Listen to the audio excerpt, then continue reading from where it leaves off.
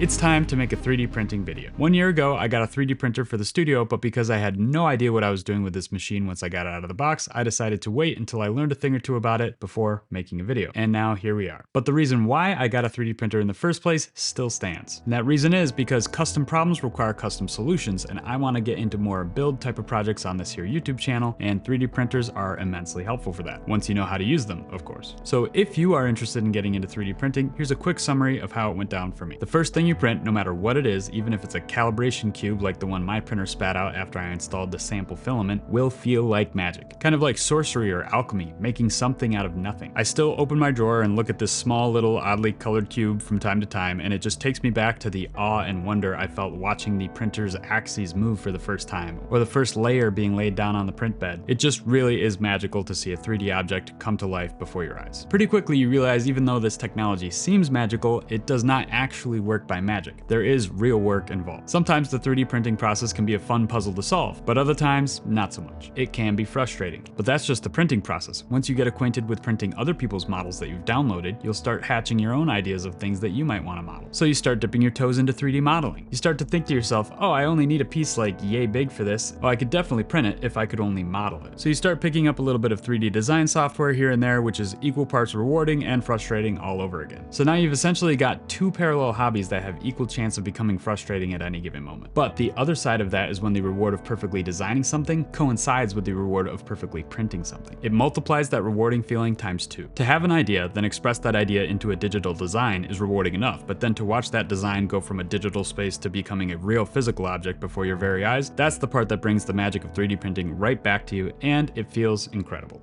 Okay, now, that brings me to a few 3D printed solutions that I want to share with the class. The first of which is this renovated foosball table. I'm not very good at foosball, but I loved as a kid to play foosball with my dad, and this is our original family foosball table. When our foosball table got a little bit ratty and worn down, I didn't just want to throw it away. So I actually 3D printed new foosball guides as well as handles to match, just to get some experience with 3D printing other people's models while I repainted the table. My first 3D design of my own though was these scorekeepers. Whenever we used to play, we would always forget whose score was whose, and we would forget which way to slide the wooden tokens. So I came up with the idea to design and print cubes with the score embossed on them, and to print each set in the different team colors so you can't forget which score is yours. The pegs that hold these scorekeepers in place are originally just wooden dowel things, but instead of just painting them, I decided to try my hand at modeling an existing object in 3D. There are some fancy ways to do this now with 3D scanners and whatnot, but I wanted to learn the old-fashioned way first. So I took some precise measurements with my calipers, as precise as I could, and came up with a model that I thought looked pretty similar. And then I printed a test piece, and then another test piece, and another, changing the dimensions just a little bit each time to make sure I got it right in the end. Having 3D printed pieces and handles on the foosball table definitely changes the weight and feel while playing, but ultimately I'm not bothered by it nearly as much as I am proud of how the renovation of this foosball table turned out. And at a certain point, once you have the itch for 3D printing, you just start to see the 3D printed solutions all around you. Like when I started getting back into trading card games and I wanted something a little bit nicer to store my cards in than just the usual cardboard box. So I got these decorative boxes at the store, but the cards just didn't fit quite right. So I 3D printed some insets for each box just to have a little bit nicer experience with my cards. And after upgrading my main editing machine, my Mac Mini, from the M1 model to the M4 model with the new form factor,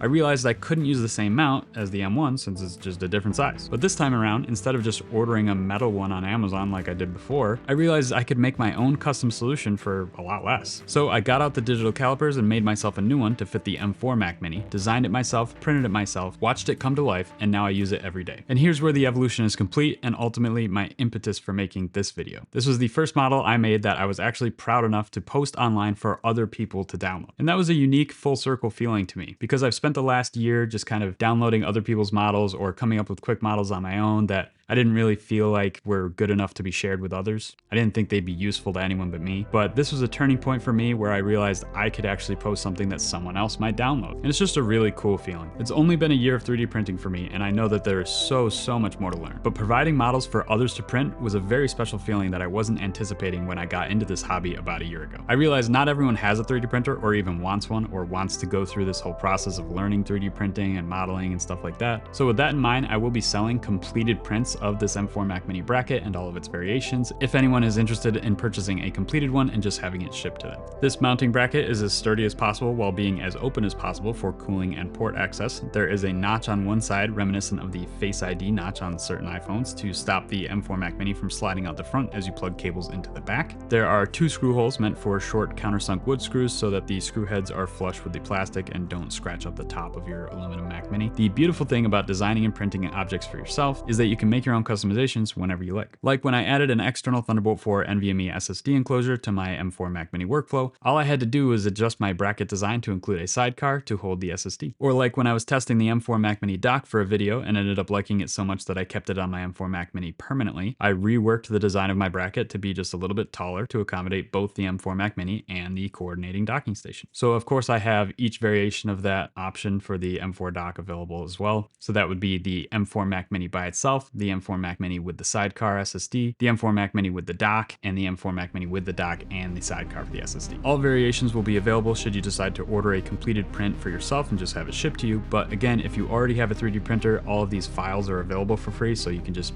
download it and print it out on your own. The files are available on my pages at Thingiverse, Printables, and Cults 3D, whichever one you like to use. All in all, I've just really enjoyed picking up 3D printing over this past year, and I look even more forward to sharing it with all of you now that I know a thing or two.